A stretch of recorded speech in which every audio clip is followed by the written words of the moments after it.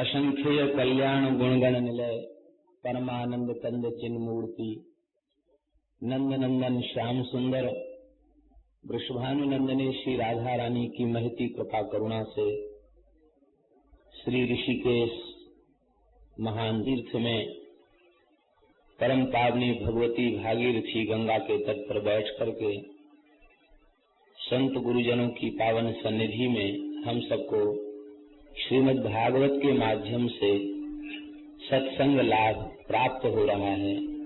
यह श्री ठाकुर जी की हम सबके ऊपर अहेतु की कृपा करुणा है, श्री गंगा जी की करुणा है जो हम सबको यह दिव्य अवसर प्राप्त हो रहा है।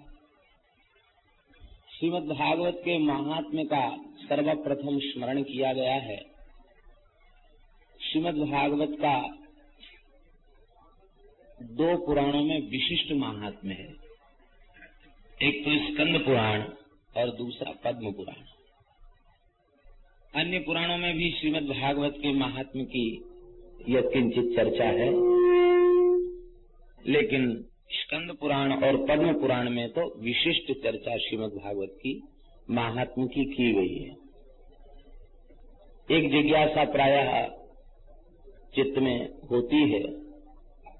श्रीमद् भागवत के प्रथम स्कंध में यह निरूपण है, व्यास जी को 17 पुराणों की रचना करने के बाद भी, महाभारत को प्रकट करने के बाद भी संतोष नहीं हो रहा था। तब श्री देवर्षि नारद जी की प्रेरणा से विशुद्ध भागवत धर्म को प्रकट करने वाले इस दिव्य ग्रंथ श्रीमद् भागवत को प्रकट किया गया। तात्पर्य व्यास जी की अंतिम कृति श्रीमद् भागवत है। तो पूर्ववर्ती पुराणों में इसके महात्म्य की चर्चा कैसे आ गई? पूर्ववर्ती पुराणों में इसका महात्म्य कैसे आ गया? जब पहले ग्रंथ ही नहीं था तो इसके महात्म्य की चर्चा कैसे आ गई? इसका तात्पर्य है कि श्रीमद् भागवत नित्य पुराण है, क्योंकि साक्षात श्री कृष्ण का वांग्मय स्वरूप है, शब्दमय स्वरूप है। जैसे भगवान सनातन है, ऐसे ही यह भगवत स्वरूप पुराण भी सनातन पुराण है। वेद नित्य सिद्ध अनादि अपौरुषेय है। फिर भी वेद के मंत्रों के अलग अलग ऋषि, संहिताओं के अलग अलग ऋषि प्राप्त होते हैं, तो क्या वे मंत्र, वे संहिताएं उन ऋषियों के द्वारा बनाई गई हैं? नहीं। सर्वप्रथम जो मंत्र, जो संहिता जिस ऋषि के अंतःकरण में, तपःपूत अंतःकरण में प्रकट हुई, वे ऋषि उसके आचार्य कहे गए। ऐसे ही श्रीमद् भागवत नित्य पुराण है, और यह नित्य पुराण श्री व्यास जी के अंतःकरण में अपने समग्र रूप में प्रकट हुआ, इसलिए वे इसके स्मर्ता कहे गए, वे इसके आचार्य कहे गए। वस्तुतः पुराण विद्या सनातनी है, और यह नित्य पुराण श्री व्यास जी के अंतःकरण में अपने समग्र रूप में प्रकट हुआ, इसलिए वे इसके स्मर्ता कहे गए, वे इसके आचार्य कहे गए। वस्तुतः पुराण विद्या सनातनी है। व्यास जी के माध्यम से वह प्रकट होता है। जब जब कालक्रम से लुप्त हो जाता है तो व्यास जी के माध्यम से वह प्रकट होता है।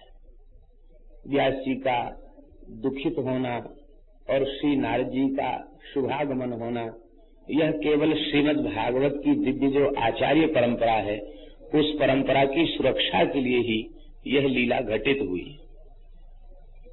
पद्म पुराण उक्त महात्म्य की प्रायः अधिक चर्चा होती है, किंतु श्री जी की कृपा से हम सबको अवसर प्राप्त है, इसलिए दोनों महात्म्यों की चर्चा संक्षिप्त रूप में की जाएगी। स्कंद पुराणोक्त महात्म्य एवं पद्म पुराणोक्त महात्म्य। श्री सच्चिदानंद घन स्वरूपिणे कृष्णाय चानंत सुखाभिवर्षिणे विश्वोद्भवस्थान निरोधे कवे नमो वयं भक्तिरसाप्तये निशम्। सच्चिदानंद घन स्वरूप अनंत सौंदर्य, माधुर्य, लावण्य आदि जिनमें से प्रकट हो रहा है, जिसकी अजस्त्र वर्षा हो रही है, ऐसे जो श्री कृष्ण हैं, जो जीव मात्र को अपने नाम रूप गुण लीला से अपनी ओर आकृष्ट कर लेते हैं, ऐसे जो श्री कृष्ण हैं, विश्व की उत्पत्ति, पालन और संहार के जो मूल कारण हैं, ऐसे भगवान के चरण कमलों में हम सब निरंतर प्रणाम करते हैं। भक्ति रसाप्तये, भक्ति रस की प्राप्ति के लिए हम लोग, प्रेम रस की प्राप्ति के लिए हम लोग भगवान के चरणों में नमस्कार करते हैं। हम लोगों का बड़ा सौभाग्य है, स्थल विशेष की पवित्रता भी चित्त को प्रभावित किए बिना नहीं रह पाती। परम पवित्र स्थल है ऋषिकेश और श्री गंगा जी का तट है। कथा के लिए श्री गंगा का तट, श्री यमुना का तट ही सर्वोत्तम तट है। ये गंगा जी जल नहीं है, ये साक्षात द्रवीभूत ब्रह्म है। ब्रह्म द्रवेति विख्याते पापम मेहर जाह्नवी, ये द्रवीभूत ब्रह्म ही है। स्रोतसाम अस्मि जाह्नवी, ये साक्षात भगवान की विभूति है। इस रूप में हम सबके नेत्रों के समक्ष भगवान ही विराजमान है।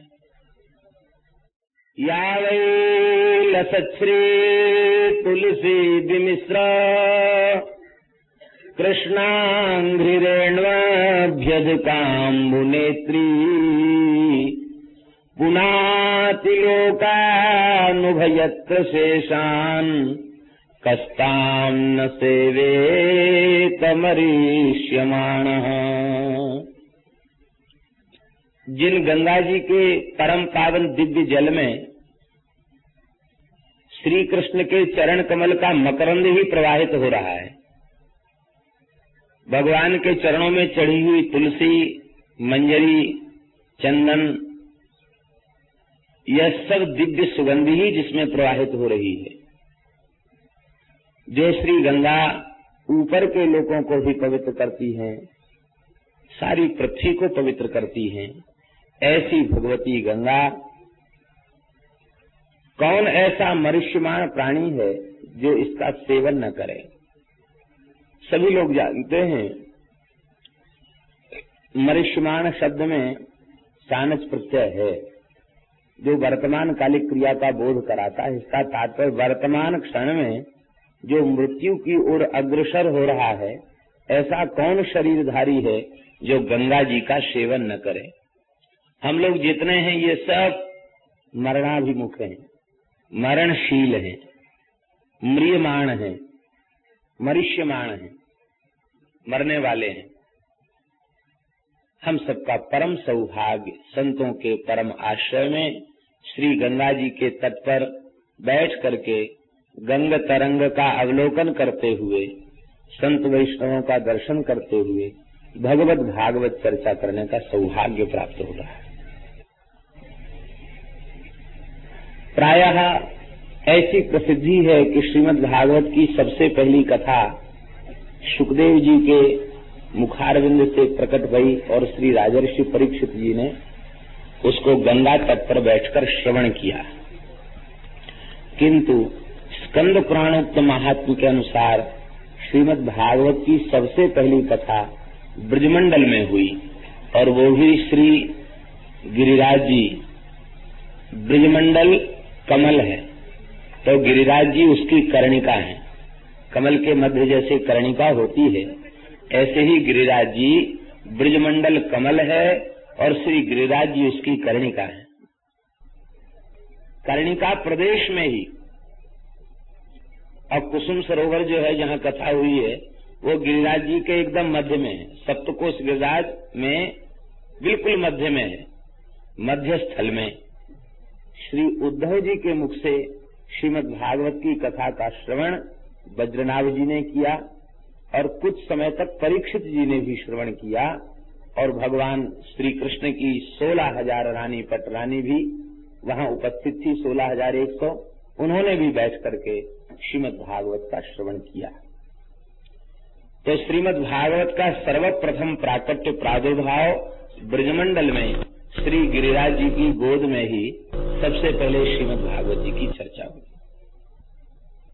ब्राह्मणों के शाप से यदुवंश का क्षय हो गया। भगवान सर्वसमर्थ हैं,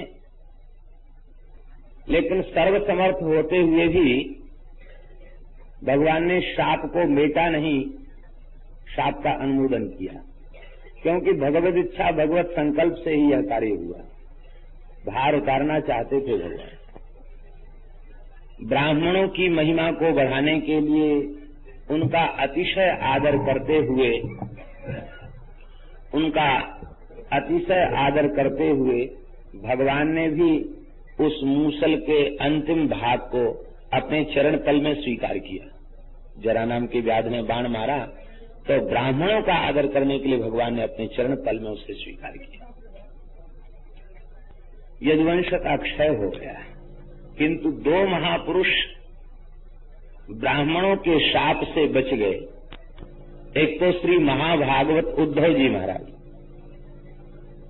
उद्धव जी भी शाप से बच गए, और श्री बज्रनाभ जी महाराज भी शाप से बच गए। क्यों बच गए? ये भगवान का अनुग्रह है। श्री ठाकुर जी के कृपा कवच में जो सुरक्षित है, उसके ऊपर किसी का क्रोध, किसी का शाप, किसी का तप प्रभावी नहीं हो सकता। महान तपस्वी ऋषि दुर्वासा जी का क्रोध महाभागवत श्री अम्बरीश जी का अनिष्ट नहीं कर सका। तो ये दोनों महाभागवत हैं, इसलिए ये भगवान की कृपा कवच में सुरक्षित हैं, इसलिए ये दोनों महापुरुष बच गए। श्री उद्धव जी ऐसे महापुरुष हैं, श्री कृष्ण के अंतरंग सखा तो है ही हैं, श्री ठाकुर जी का अनुग्रह तो प्राप्त है ही है।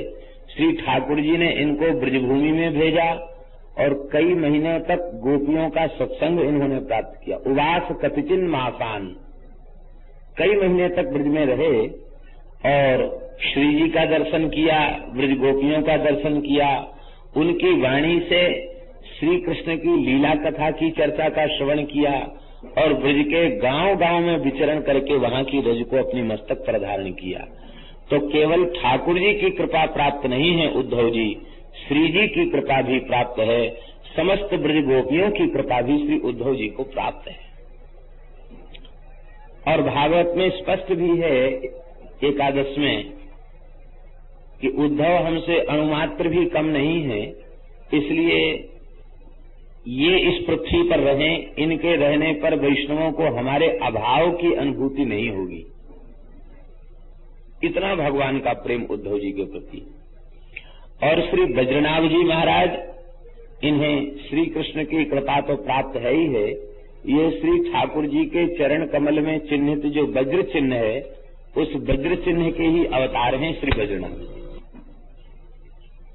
और इनकी माता ने कुरुक्षेत्र में ग्रहण के काल में मिलन के पश्चात जब समस्त ब्रजवासी द्वारिका पधारे हैं, तो उस काल में इनकी माता ने श्री जी की, श्री राधा रानी की विशेष रूप में सेवा की। इस सेवा से लाडली जी प्रसन्न हो गई। ये तो करुणामयी हैं, करुणा प्रकट हो गई और कहा, बहू रानी, तुम्हारे गर्भ में इस समय जो बालक है वो ब्रजमंडल का राजा होगा, हमारे विलुप्त लीला क्षेत्रों को यह पुनः प्रकट करेगा, ब्राह्मणों का शाप इस पर प्रभावी नहीं होगा। तो श्री जी की कृपा से गर्भ में ही इनकी सुरक्षा हो गई। उसके बहुत बाद ब्राह्मणों का शाप यदुवंश के क्षय का लगा है, लेकिन श्री जी के अनुग्रह से बज्रनाभ जी गर्भ में ही सुरक्षित हो गए। ये श्री बज्रनाभ जी भगवान की लीला संवरण के पश्चात ब्रज में आए और परीक्षित महाराज इनके संबंध में पितृव्य लगते हैं, चाचा लगते हैं और ये भतीजे लगते हैं। तो चाचा जी के सहयोग से वे हस्तिनापुर से ब्रज में आए और ब्रज में उन्होंने देखा कि यहाँ एकदम निर्जन हो चुका है, यहाँ कोई जीव जंतु भी यहाँ नहीं है। तो बहुत आश्चर्य हुआ कि ये सब कहाँ चले गए। भगवान के लीला संवरण के पश्चात ब्रज में चींटी भी जीवित नहीं रही। क्योंकि सबके प्राण श्री कृष्ण में अटके हुए थे। जब तक ठाकुर जी की लीला पृथ्वी पर प्रकट है तब तक ब्रजवासी ब्रजमंडल में थे। अब जब श्री कृष्ण ही उन्होंने अपनी लीला का संवरण कर लिया तो अब हम रहकर क्या करेंगे। दर्शन की आशा में प्राण टिके हुए थे।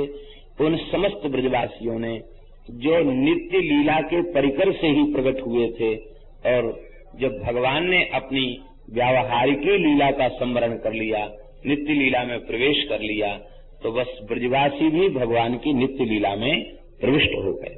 यह नित्य लीला का धाम ब्रजमंडल है। यहाँ नित्य निरंतर श्री ठाकुर जी की लीला हो रही है, यही वे सब प्रविष्ट हो गए। तो दोनों को बड़ा आश्चर्य हुआ कि ये सब ब्रज निर्जन कैसे हो गया। चलें यहाँ किसी से पूछें। तो वहाँ यमुना के तट पर एक कुटी में एक महात्मा का दर्शन हुआ। ये महात्मा कौन है? ये महात्मा है श्री महर्षि शांडिल्य। ये श्री नंद बाबा के कुल पुरोहित, श्री वृषभान जी के कुल पुरोहित हैं महर्षि भागुरी, और श्री नंद बाबा के कुल पुरोहित हैं महर्षि शांडिल्य। शांडिल्य महर्षि के चरणों में प्रणाम किया। महर्षि बाहर आए, कुटिया से बाहर आए, और उन्होंने श्री वज्रनाभ जी को, श्री परीक्षित जी को उत्तम आसन दिया, परम प्रेम पूर्वक उनसे वार्तालाप किया। और ब्रज शब्द का अर्थ, ब्रज का रहस्य, ब्रज में कोई क्यों नहीं है, इन समस्त प्रश्नों का समाधान बहुत उत्तम ढंग से किया। शांडिल्य उवाच श्रुतम दत्त चित्तौ में रहस्यम ब्रज भूमिजम ब्रजनम व्याप्तिरित्युक्त्वा व्यापना ब्रज उच्यते। ब्रज शब्द की व्युत्पत्ति भी बताई। हे परीक्षित जी और हे वज्रनाभ जी, आप दोनों ब्रजमंडल के महात्म्य का श्रवण करें। ब्रज शब्द का अर्थ है व्याप्ति। ब्रज शब्द का अर्थ है व्याप्ति, और व्यापनात् ब्रज उच्यते। व्याप्त होने से इसको ब्रज कहते हैं। व्याप्त अर्थात विभू, विभू होने से इसे ब्रज कहते हैं। हमारे समस्त संतों ने, वैष्णवाचार्यों ने चार के स्वरूप को नित्य माना है, शाश्वत माना है, सच्चिदानंदमय माना है, और चिन्मय माना है, व्यापक माना है। वे चार कौन कौन हैं? नाम, रूप, लीला और धाम। इन चार को शाश्वत माना है आचार्यों ने। तो धाम भी शाश्वत है। जैसे भगवान सर्वगत, सर्वरूप, सर्वमय है, ऐसे ही भगवान का धाम भी सर्वरूप है और सर्वमय है। हम आप सब जितने बैठे हैं ये सब ठाकुर जी के धाम हैं। आप कहेंगे कैसे? सबके हृदय में ठाकुर जी बैठे हैं कि नहीं? जहां श्री ठाकुर जी विराजमान हो वही तो धाम है। श्री ठाकुर जी की कृपा करुणा से हम लोग तो विचार कर सकते, विवेकशील विचारशील मनुष्य हैं। कीट पतंग पशु पक्षी, इनका शरीर भी भगवान का धाम है, क्योंकि अंतर्यामी रूप से भगवान इनके भीतर भी विराजमान है। और केवल चर के भीतर ही विराजमान नहीं है, अचर के भीतर भी विराजमान है। जिसमें चेतना नहीं दिखाई पड़ रही उसमें भी भगवान विराजमान है। यदि उसमें भगवान विराजमान न होते तो खंभ से नृसिंह भगवान प्रकट कैसे होते? खंभा तो अचेतन है, अचेतन से भगवान प्रकट हो गए। तो भगवान का धाम व्याप्त, व्यापनात् ब्रज उच्यते। यह ब्रजमंडल कोई प्राकृत भूमि नहीं है। ये क्या है? गौतमी तंत्र में लिखा है, वनम में देह रूपकम, पंचयोजन विस्तीर्णम वनम में देह रूपकम। भगवान ने कहा है कि मध्य में गिरिराज हैं और गिरिराज जी से 5-5 योजन का विस्तार। इस प्रकार से ब्रज 84 कोस ब्रज उसमें ग्रहण हो जाता है। यह 84 कोस ब्रजमंडल क्या है? कहते में देह रूपकम वनम एवं, यह हमारा स्वरूप ही है, हमारा श्री विग्रह ही है।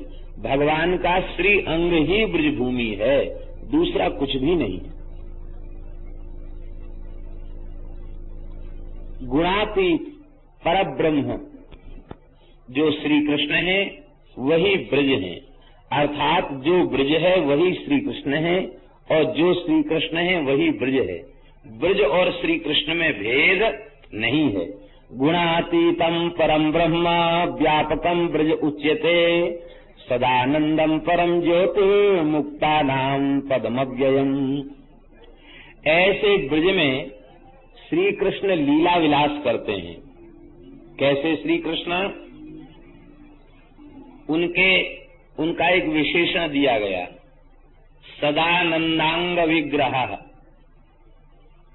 हम लोगों का शरीर सप्त धातु का, अस्थि चर्म मांस आदि है। श्री ठाकुर जी का श्रीअंग इन धातुओं का नहीं है। किसका है? आनंदांग विग्रह। ये आनंद के ही विग्रह हैं। इनके रोम रोम से अनंत आनंद की वर्षा हो रही है, अनंत रस की, अनंत लावण्य की, अनंत माधुर्य सौंदर्य की वर्षा इनके रोम रोम से हो रही है। जैसे कोई मिश्री की बनी हुई वस्तु, उसका जिधर से आस्वादन किया जाए उधर से ही मीठी लगेगी, ऐसे ही ये आनंदांग विग्रह हैं। ये सब ओर से सुमिष्ट ही हैं, मीठे ही मीठे हैं। ऐसे भगवान निरंतर ब्रजमंडल में लीलायमान रहते हैं, निरंतर उनकी लीला होती रहती है। इसका तात्पर्य है कि ब्रज श्री कृष्ण है और ब्रज में श्री कृष्ण की निरंतर लीला हो रही है। इसका तात्पर्य है कि ब्रज से श्री कृष्ण भिन्न नहीं है और श्री कृष्ण से ब्रज भिन्न नहीं है। ब्रज में निरंतर श्री कृष्ण की लीला हो रही है। कोई युग, कोई काल, कोई समय उस लीला में बाधक नहीं है। लेकिन उस लीला का अनुभव कैसे होगा? शांडिल्य जी कहते प्रेमाप्तैः अनुभूयते। जो प्रेम में पगे हुए हैं, जो प्रेम में सराबोर हैं, जो प्रेम में डूबे हुए हैं, जिन्हें देह की सुध भूली भई है प्रेम के आस्वादन के कारण, उन महात्माओं को अनुभव उन लीलाओं का होता है। वे श्री कृष्ण, उनकी आत्मा कौन है, उनका प्राण कौन है? श्री शांडिल्य महर्षि कह रहे हैं, आत्मा पुराधिका तस्य तयैव रमणादसौ आत्मा रामतया प्राज्ञैः प्रोच्यते गूढ़वेदिभिः। जो प्राज्ञ हैं, विद्वान मनीषी हैं और गूढ़वेदी हैं। गूढ़वेदी माने स्थूलदर्शी नहीं, सूक्ष्मदर्शी। सूक्ष्माति सूक्ष्म रहस्य को, तत्व को जो भली भांति जानते हैं, ऐसे गूढ़ तत्व के ज्ञाता ऋषि मुनि महात्मा वे इस बात को जानते हैं कि ब्रजमंडल श्री कृष्ण का स्वरूप है, श्री कृष्ण ही परब्रह्म है और उनकी प्राण, उनकी आत्मा साक्षात श्री राधा रानी है। और उन श्री राधा रानी में वे निरंतर रमण करते रहते हैं, इसलिए आत्मा रामतया प्रोक्ता है। यही आत्माराम शब्द का अर्थ है। आत्मा माने श्री राधा और राम माने रमण करने वाले। अपनी आत्मा में रमण करने वाले भगवान श्री कृष्ण यही आत्माराम है, श्री राधा रमण है और भगवान ही आप्त काम है। आप्त काम का अर्थ क्या? पूर्ण काम। भगवान की कामना क्या है? कहते काम शब्द का अर्थ है कामना, अभिलाषा। और भगवान की अभिलाषा क्या है? स एकाकी न रमते। एकाकी भगवान रमण नहीं करते। किसके साथ रमण करते हैं? अपने प्राण प्यारे भक्तों के साथ रमण करते हैं। भक्तों के साथ भगवान लीला करते हैं। तो भगवान की कामना, भगवान की अभिलाषा यही है कि मैं निरंतर प्रेमियों के साथ रह करके और वे प्रेमी अपने भाव और प्रेम से मुझे आनंदित करें और मैं अपने नाम रूप लीला माधुरी से अपने प्रेमियों को आह्लादित आनंदित करूं। यही भगवान की अभिलाषा है। और यह अभिलाषा भगवान की कहाँ पूर्ण होती है? कहते यह अभिलाषा भगवान की ब्रज में आने से पूर्ण होती है, क्योंकि ब्रज में विशुद्ध प्रेमी हैं। विशुद्ध प्रेमी कौन है? जिन्हें श्री कृष्ण से कुछ नहीं चाहिए, वे ही विशुद्ध प्रेमी है। जिन्हें मोक्ष तक की अभिलाषा है वे विशुद्ध प्रेमी नहीं कहे जा सकते। कुछ भी नहीं चाहिए, केवल यही चाहिए कि बस यह हमारे प्राण जीवन धन सदा सर्वदा प्रसन्न रहें, ये सुखी रहें, इनके मुख कमल पर मुस्कुराहट सदा बनी रहे, यही चाहते हैं ब्रजवासी, और कोई चित्त में उनके कामना नहीं है। ये सब विशुद्ध प्रेमी है। ऐसे विशुद्ध प्रेमी जो ब्रजवासी हैं, यही भगवान के वांछित हैं, और वे वांछित भगवान को नित्य ही प्राप्त हैं। ब्रज में ब्रज नित्य है, और ब्रज में श्री ठाकुर जी नित्य हैं, और श्री ठाकुर जी का लीला विहार नित्य है। तो जब सब कुछ नित्य है, तो भगवान के गोप गोपीगण वे क्या अनित्य हैं? वे भी नित्य हैं। तो वे भगवान को ब्रजमंडल में नित्य ही प्राप्त हैं, नित्य उनके साथ विहार होता है, और भगवान इस विहार को करके आप्त कामत्व को प्राप्त हो जाते हैं। यही उनकी आप्त कामता है। भगवान की दो प्रकार की लीलाएं हैं। शांडिल्य महर्षि बता रहे हैं कि भगवान की दो प्रकार की लीलाएं हैं। कौन कौन सी? कहते एक लीला तो है वास्तविकी, और दूसरी लीला है व्यावहारिकी। दो प्रकार की भगवान की लीला। वास्तविक लीला स्वसंवेद्या है।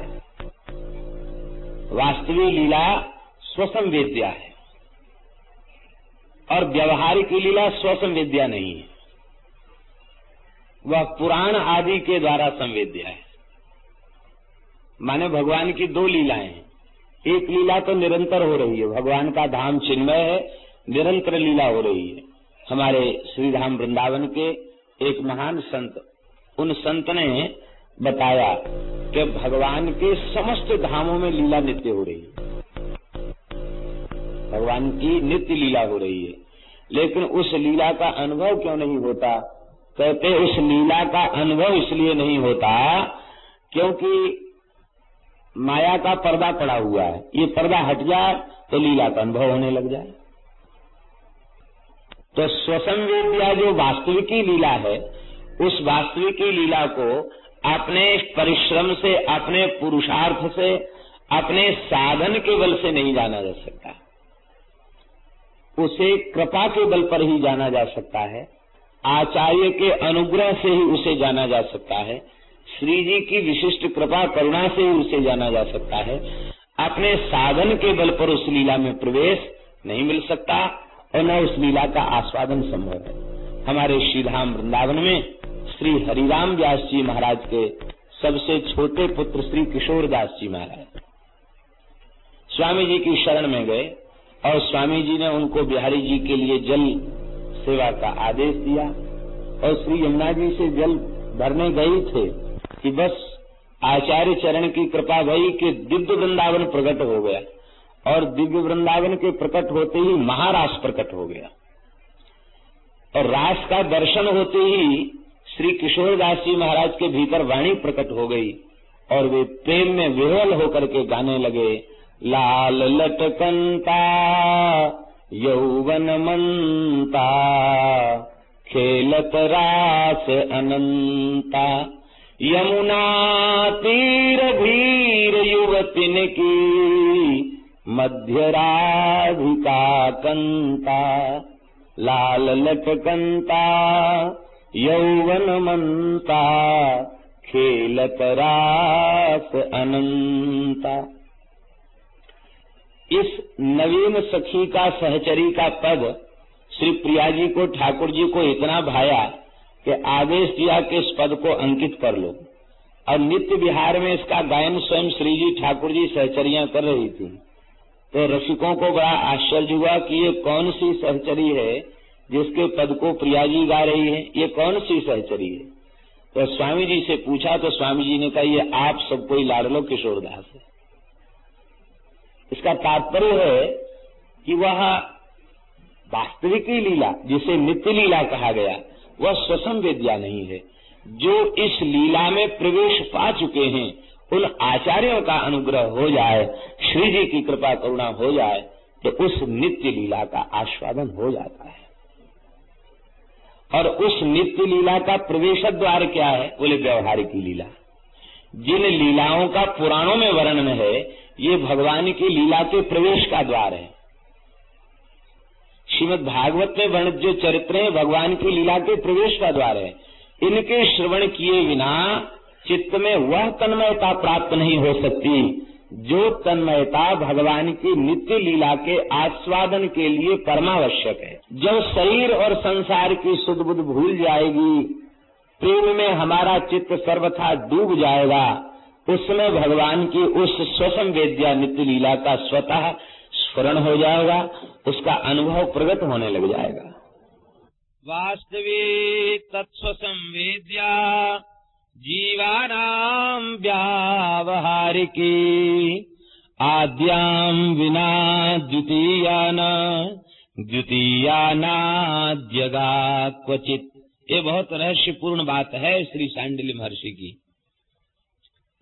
कहते सामान्य जीव उनका अधिकार व्यावहारिक लीला में है। भगवान त्रेता में रामावतार लेते हैं, जो लीला करते हैं, व्यास वाल्मीकि आदि महर्षि उन लीलाओं का ग्रंथों में पुराणों में वर्णन करते हैं, वो लीला व्यवहार की लीला है। और हम सब जीवों का अधिकार उसी लीला में है। और वह लीला आदि लीला, आदि माने स्वसंवेद्या नित्य लीला, नित्य विहार की लीला, नित्य लीला।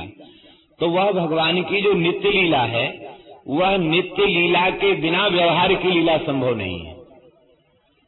क्योंकि नित्य विहार के जो स्वरूप है वही अवतार काल में प्रकट होकर के लीला करते हैं और फिर अपने स्वरूप में विराजमान हो जाते हैं। तो नित्य विहार, नित्य लीला के बिना, वास्तविक लीला के बिना व्यवहार की लीला संभव नहीं है। और व्यवहार की लीला के आस्वादन किए बिना नित्य विहार की लीला में भी प्रवेश संभव नहीं है। इसलिए प्रथम सुने भागवत भक्त मुख, सबसे पहले भागवत का श्रवण करे, भक्त के मुख से भागवत की कथा का श्रवण करे। ये भगवान की लीला का प्रवेश द्वार है। बिना द्वार के महल में प्रवेश मिल सकता है क्या? और महल तो इतना ऊंचा है, उसके कंगूरे इतने ऊंचे हैं कि वहां बड़े बड़े सिद्धों की, जोगियों की भी गति नहीं है। उसमें एक ही उपाय है, उस महल का प्रवेश द्वार मिल जाए। यह प्रवेश द्वार है श्रीमद् भागवत की कथा, व्यवहार की कथा। तो देखो, तुम लोगों ने जिस लीला का दर्शन किया वह व्यवहार की लीला मथुरा मंडल, द्वारिका मंडल में प्रकट भई, ब्रजमंडल में भी प्रकट भई। लेकिन वह लीला जहाँ से प्रकट भई वो तत्व कहाँ छिपा है? तो हे वज्रनाभ और हे परीक्षित, वह तत्व श्री ब्रजमंडल में छिपा हुआ है। वह तत्व ब्रजमंडल में छिपा है। आज भी ब्रजमंडल में वह लीलाएं हो रही हैं, लेकिन किसे वह लीला का अनुभव होता है? कहते जिनके हृदय सर्वथा प्रेम से परिपूर्ण हैं, उन प्रेमियों को इन लीलाओं का अनुभव होता है।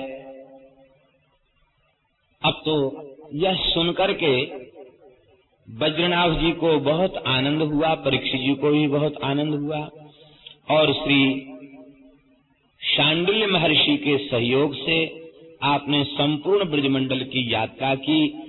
जहाँ जहाँ भगवान की जो जो लीलाएं भई थीं, उन लीला स्थलों को पुनः प्रकट किया। कुंड, सरोवर, कूप आदि का निर्माण कराया और मंदिरों का निर्माण कराया। कहाँ कहाँ बसावट श्री वज्रनाभ जी ने सबसे पहले की, श्री सुखदेव जी वर्णन, श्री शांडिल्य महर्षि वर्णन कर रहे हैं। गोवर्धने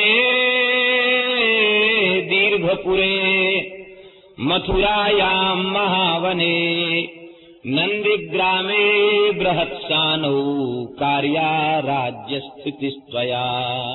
हे वज्रनाभ, अब तुम सबसे पहले यहाँ अपने राज्य को व्यवस्थित करो। गोवर्धन में दीर्घपुर माने होता डीग, डीग का ही नाम है स्कंद पुराण में दीर्घपुर।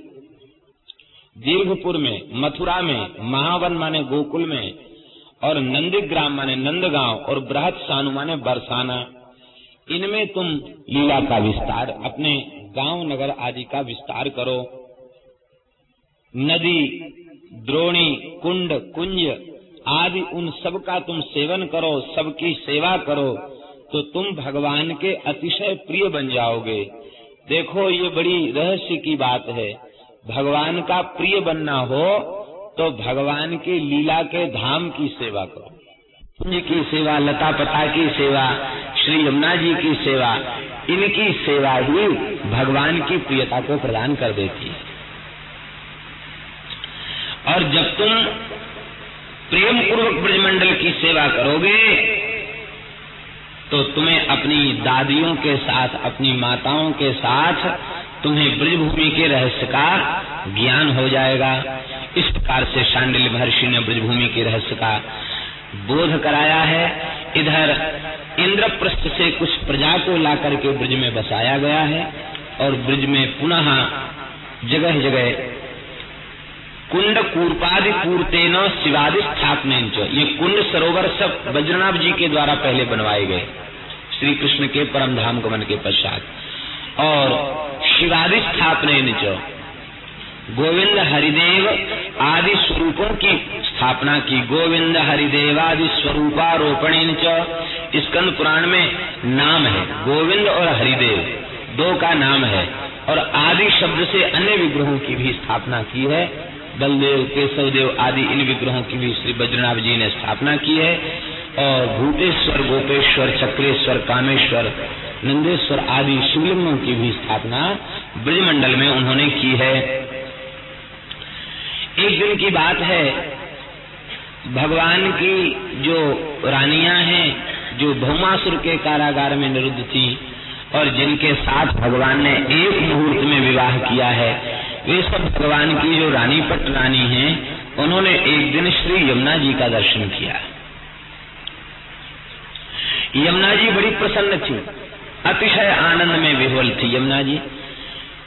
यमुना जी का स्वरूप और श्याम सुंदर का स्वरूप एक जैसा है। श्याम श्री अंग है श्री यमुना जी का।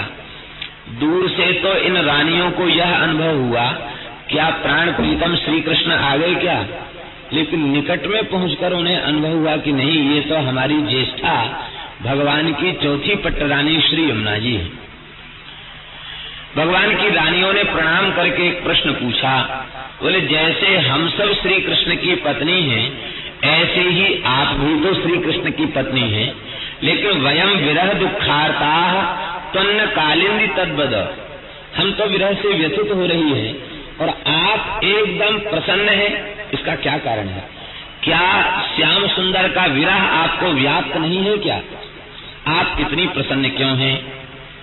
श्री यमुना जी ने उत्तर दिया, श्री यमुना महारानी की, आत्मा रामस्य कृष्णस्य ध्रुवमात्मास्ति राधिका, तस्या दास्य प्रभावेन विरहोस्मान्न संस्पृशेत।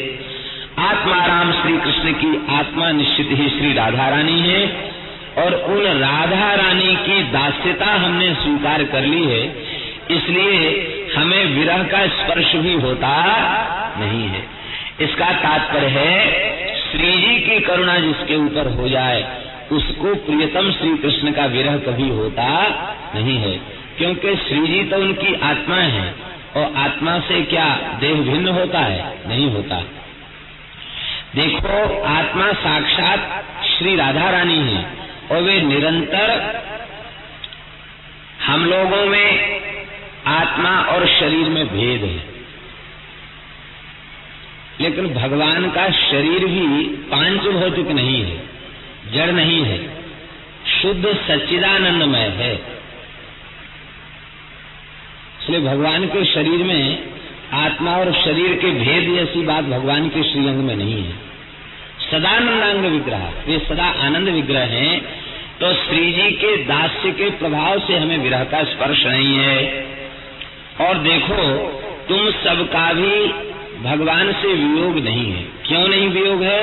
कहते तस्याह एवांश विस्ताराः सर्वा श्री कृष्ण नायिका नित्य संभोग एवास्ति तस्यासां मुख्य योगता।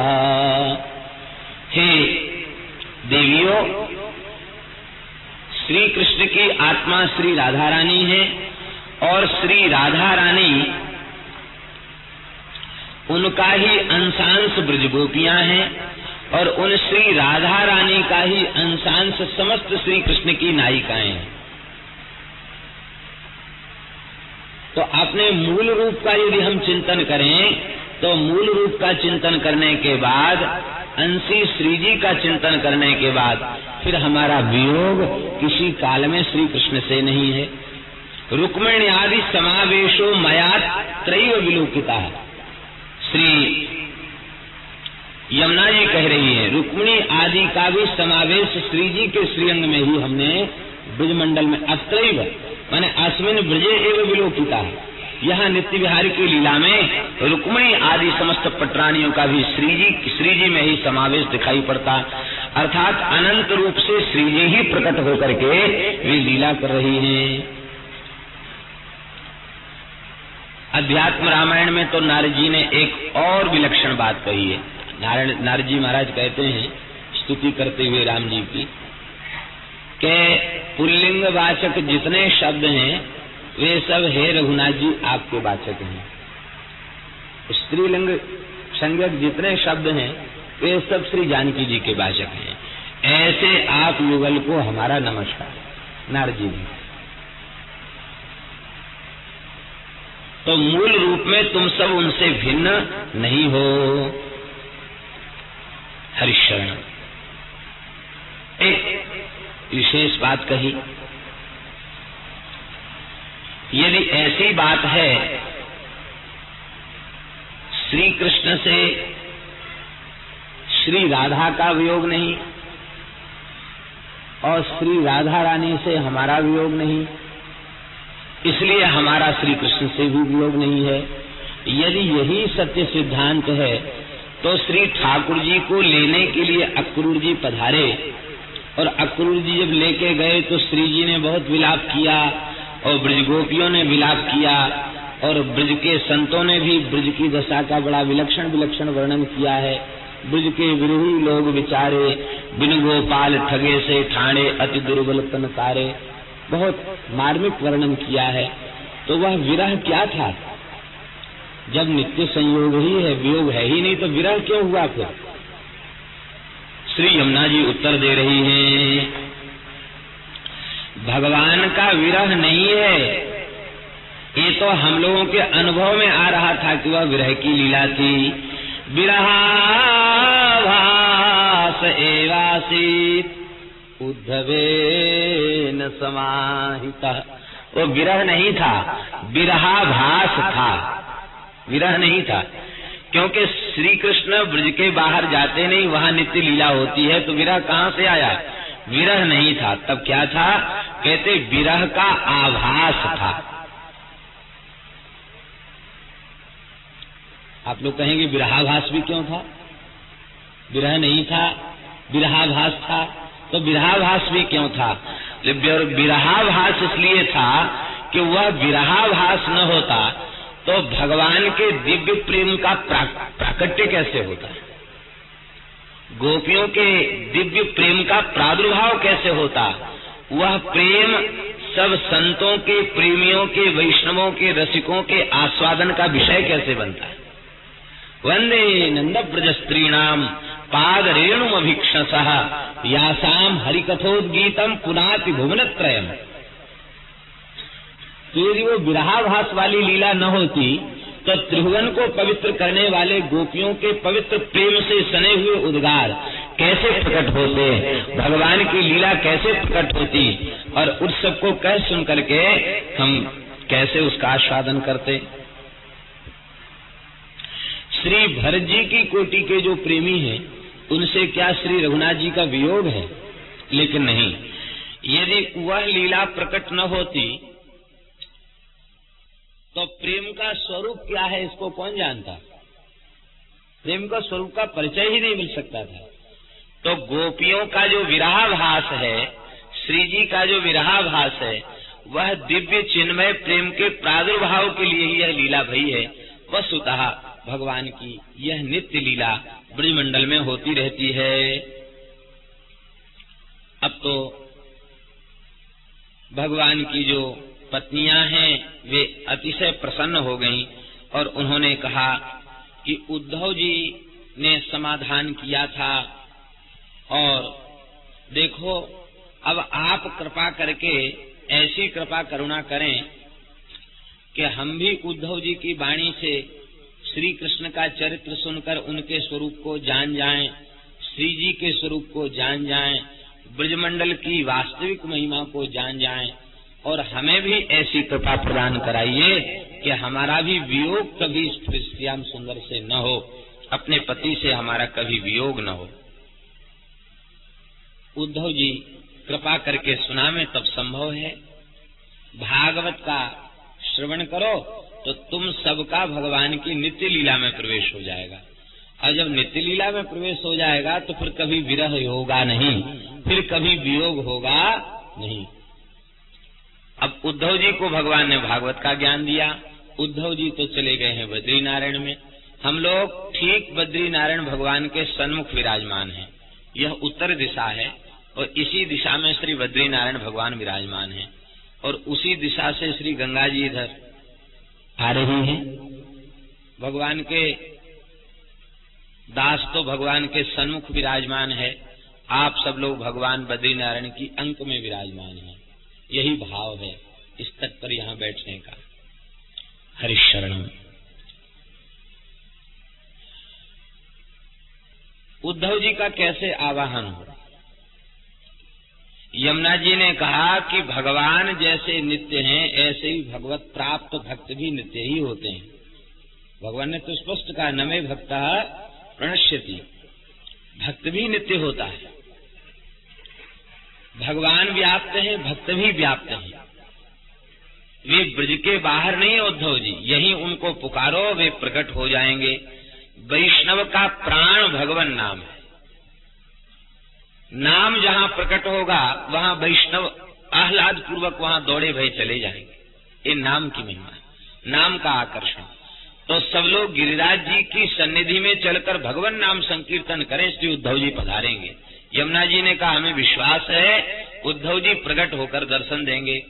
अब तो 16,100 रानियां, वज्रनाभ जी, परीक्षित जी महाराज, समस्त ब्रजवासी गिरिराज जी के निकट पहुंचे। कहाँ? गोवर्धन गिरि निकटे सखी स्थले तद रजः कामः तत्रत्यांकुरवल्ली रूपेणास्ते स उद्धवो नूनम। आर्याचंद है। गोवर्धन गिरि निकटे, श्री गिरिराज जी के निकट सखी स्थल, जिसको कुसुमा सखी के नाम से कुसुम सरोवर है और सखी वन है। ये कुसुमा सखी कौन है? श्री जी का ही नाम यहाँ कुसुमा है, अन्य कोई कुसुमा नाम की सखी नहीं है। श्री जी का ही नाम यहाँ कुसुमा है। इस कुसुम वन विहारिणी श्री राधा रानी ही कुसुमा है और श्याम सुंदर अपने पीतांबर में पुष्पों का चयन करके श्री जी का श्रृंगार करते हैं इस वन में, इसलिए इस वन का नाम सखी वन है। कुसुमा वन, सखी वन, सखी स्थल कहा गया। यहाँ आज भी लता पता के रूप में श्री उद्धव जी विराजमान हैं, क्योंकि उद्धव जी ने ब्रजवास लता के रूप में ब्रजवास करने की कामना उद्धव जी ने की है। अब तो समस्त ब्रजवासी पहुंचे हैं। वीणा वेणु मृदंगई कीर्तन काव्यादि सरस संगीतई उत्सव आरद्धव्यो हरि रतलोकान समानाय।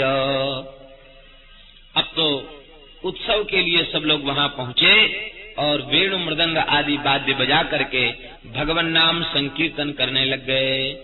श्री कृष्ण गोविंद हरे मुरारे, हे नाथ नारायण वासुदेव।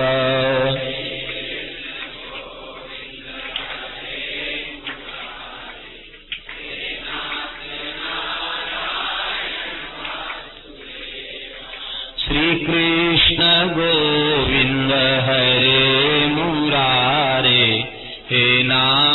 नारायण वासुदेव।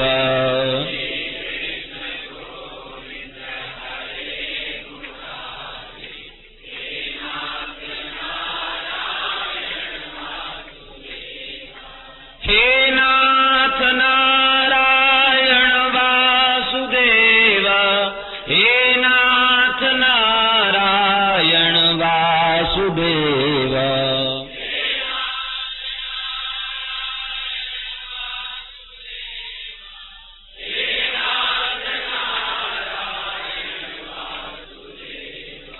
हे नाथ नारायण वासुदेव, हे नाथ नारायण वासुदेव।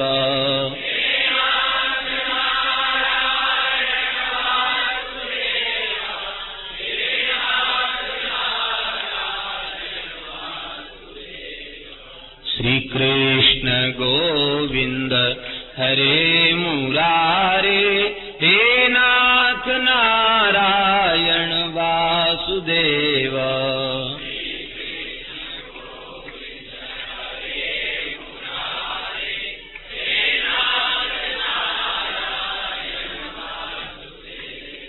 इतना अद्भुत कीर्तन हुआ, सबके हृदय प्रेम में सराबोर थे, सबके हृदय में आर्त भाव प्रकट हो गया।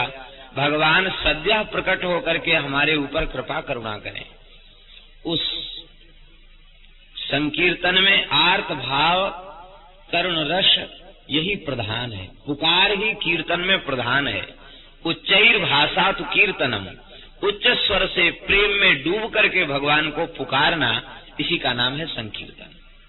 सब प्रेमियों ने कीर्तन किया, वह ऐसा दिव्य प्रेम और करुणा प्रकट भई कि श्री गिरिराज जी की शिलाएं पिघलकर बहने लग गई। दिव्य जलधारा के मध्य से, लता पता के मध्य से उद्धव जी प्रकट हो गए। उस तीर्थ का नाम है श्री उद्धव कुंड। उद्धव जी का प्रादुर्भाव हुआ। कैसे श्री उद्धव जी प्रकट भय हैं? गुंजा मालाधर गायन वल्लवी वल्लभम मुहुः, तदा गमन तो रेजे वृषम संकीर्तनोत्सवः। गुंजा मालाधारी, पीतांबर धारी, आजानुलंबित भुजा वाले, कमरदल के समान विशाल नेत्रों वाले श्री उद्धव जी भगवान नाम संकीर्तन करते हुए उद्धव जी प्रकट हो गए। उनके प्रकट होते ही संकीर्तन की शोभा अतिशय बढ़ गई। श्री उद्धव जी का सबने पूजन किया। उद्धव जी ने परीक्षित जी को उस समय हृदय से लगाया और हृदय से लगा करके कहा कि राजन, तुम धन्य हो जो श्री कृष्ण संकीर्तन महोत्सव में इतने प्रेम में विह्वल होकर कीर्तन कर रहे हो, तुम धन्य हो। हृदय से उनको लगाया है। और श्रीमद् भागवत की मासिक कथा सुनाई है श्री उद्धव जी ने। 1 महीने में कथा सुनाई है, मासिक पारायण सुनाया है। और उस मासिक पारायण को सुनकर के सबके हृदय में अतिशय आनंद हुआ है। श्रीमद् भागवत के महात्म्य का वर्णन करते हुए श्री उद्धव जी महाराज ने कहा, श्रीमद् भागवतम शास्त्रम यत्र भागवतैर्यदा कीर्त्यते श्रूयते चापि श्री कृष्णस्तत्र निश्चितम। भागवतों के द्वारा जहाँ भागवत की चर्चा होती है, श्री कृष्ण की कथा लीला की चर्चा होती है, निश्चित ही श्री कृष्ण वहाँ साक्षात विराजते हैं। उद्धव जी कहते हैं इसमें किसी प्रकार का कोई संदेह नहीं। भागवत की कथा जहाँ होती है वहाँ साक्षात श्री कृष्ण विराजमान होते हैं। श्री भागवत का एक श्लोक, आधा श्लोक, कहाँ तक कहें चौथाई श्लोक का केवल एक चरण, वह भी जहाँ पूजित होता है, उसका भी जहाँ लोग उच्चारण करते हैं, वहाँ भगवान अपनी समस्त प्रियतमाओं के साथ सदा सर्वदा अखंड रूप से विराजते हैं।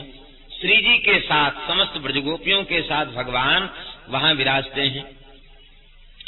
भारतवर्ष में जन्म लेने के बाद उद्धव जी कह रहे हैं, भारत में जन्म लेने के बाद जिन लोगों ने भगवान की पवित्र कथा का श्रवण नहीं किया, श्रीमद् भागवत की पवित्र कथा का श्रवण नहीं किया, निश्चित ही वे आत्महत्यारे हैं। उनसे बड़ा पापिष्ठ और कोई दूसरा नहीं है, जिन्होंने भारतवर्ष जैसे पवित्र देश में जन्म लेने के बाद कथा से जो वंचित रह गए। इस दृष्टि से हम लोग स्वर्गादि लोकों की अपेक्षा बहुत भाग्यशाली हैं।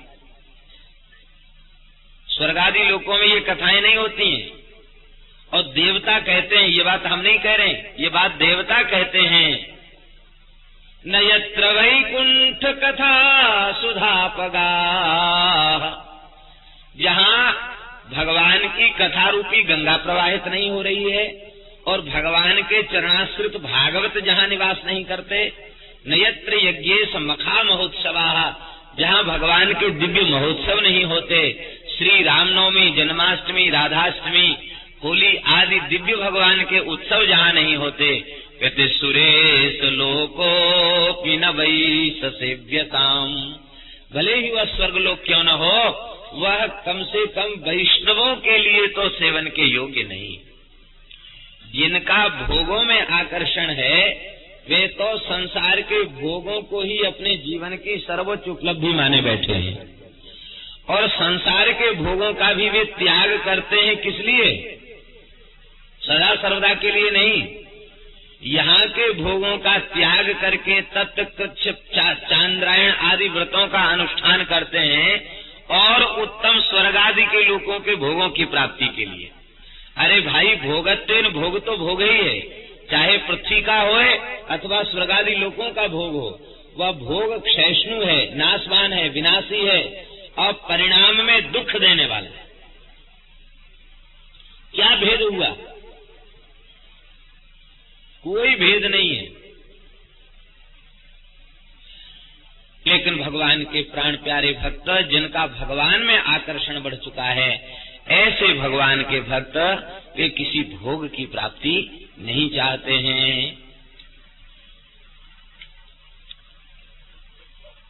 तो भारतवर्ष में जन्म लेने के बाद जिन लोगों ने भगवान की कथा नहीं सुनी, भोग में ही लगे रह गए, कहते वस्तुतः वे आत्महत्यारे हैं। और जिसने श्रीमद् भागवत का सेवन किया, कहते पितुर मातुश्च भार्यायाः कुलपंक्ति सुतारिता, पिता, माता और पत्नी तीनों की कुल की पंक्तियां, पंक्ति का तात्पर्य कम से कम 7 पीढ़ी, 7 पीढ़ी पिता की, 7 पीढ़ी माता की और 7 पीढ़ी पत्नी की, और स्वयं अपना, जिसने भगवान की कथा का सेवन कर लिया।